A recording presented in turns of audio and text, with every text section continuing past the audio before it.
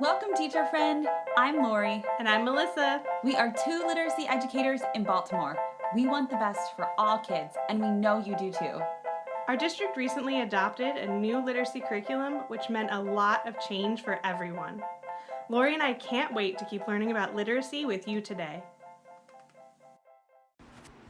Hey y'all, this is just Melissa this time around. Lori is a little bit busy this week, but I just had a few things I wanted to kind of get off my chest or get out of my head and talk it out with you guys. So I hope you don't mind that this is just a little short one-off for us to just talk about some things. So this is something I actually went to a conference this past week, and I don't think anything I'm about to talk about was actually at the conference, but just sometimes stepping away and having some space just gives you some other ideas that you haven't thought about before.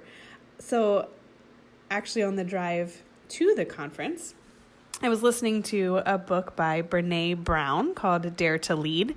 Again, had nothing to do with curriculum or literacy or anything, but something about it really spoke to me. And one thing she mentioned was about how, we used to do education where the primary, what we really wanted students to come out with at the end were jobs where it was really all about muscle, right? So more of our jobs where it was physical labor.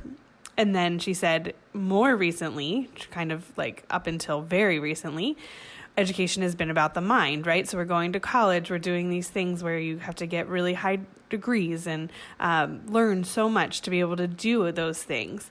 And we are just at a brink right now where we have technology and computers that can do a lot of that thinking that we had to do before.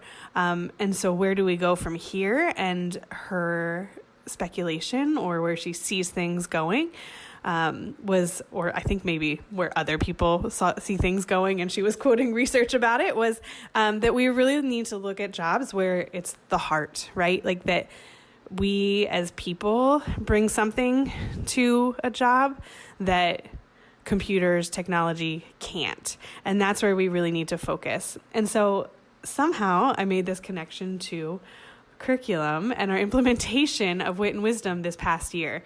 So my thinking around it was really all about just that, and how the heart is where we need to focus, right? The heart of this curriculum, and not the heart of the curriculum, but the heart of what teachers bring to that curriculum that is so important. So I think we've talked before about fidelity to the curriculum, and I think it really is that we often, we come to the curriculum, the consumers, teachers, even district level, everybody that might see it, and we bring our minds to it first, right? And our first questions are like, how do we change it? Or is this right? It doesn't mesh with what I thought literacy education should look like. So I want to question it. I want to change it. I want to do those things, which is natural, right? Because we have been taught with this, use your mind. And I'm really thinking now, like, what does it look like if we bring our hearts to it and not our minds? So not questioning it, not wanting to change it, but how do we make it real and I thought of it as like filling the spaces that are in the curriculum. I think about actors and how they talk about, a great actor, it's not always about like how they say the lines or even the lines themselves, but those pauses, right? And where people just have that moment where you are breathing and you just feel it. And I feel like there's something similar to that in teachers bringing it to the curriculum. And so I don't know exactly what it means or what it feels like, but another analogy that really stuck to me, and this actually came from the conference, but talking about something completely different, was about marriage.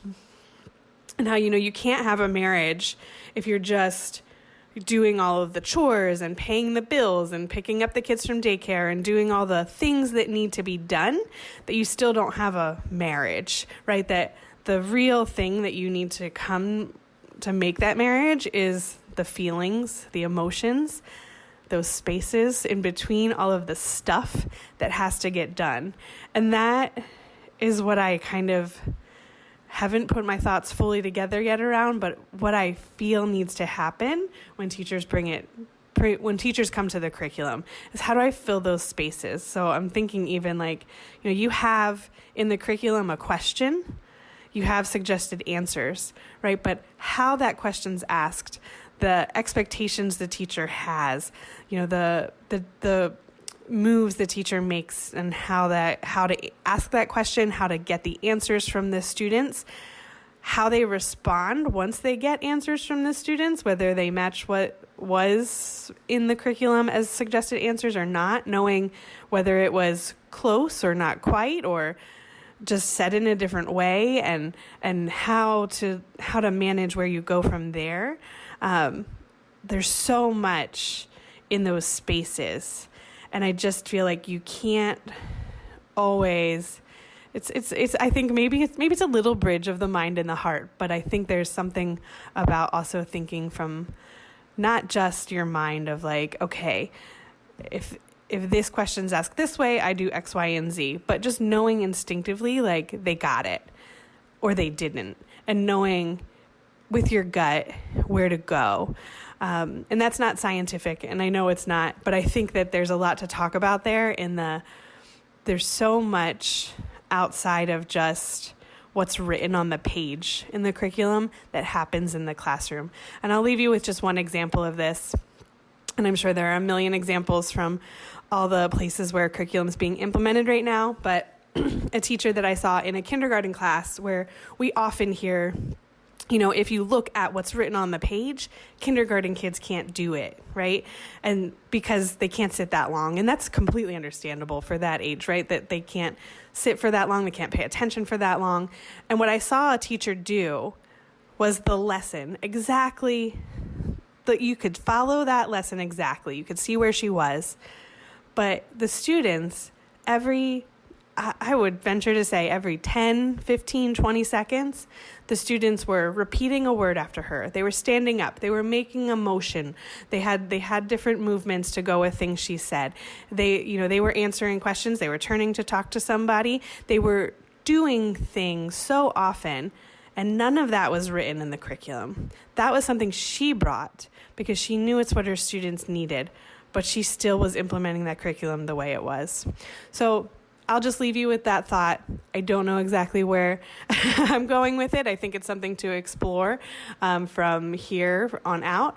But just that idea of it's not always just what's written on the page is what has to happen. It's not always let me bring my knowledge to this, but also bringing your heart, right? So that you know your students, you know what they need. How can I bring my heart to it without changing what's there?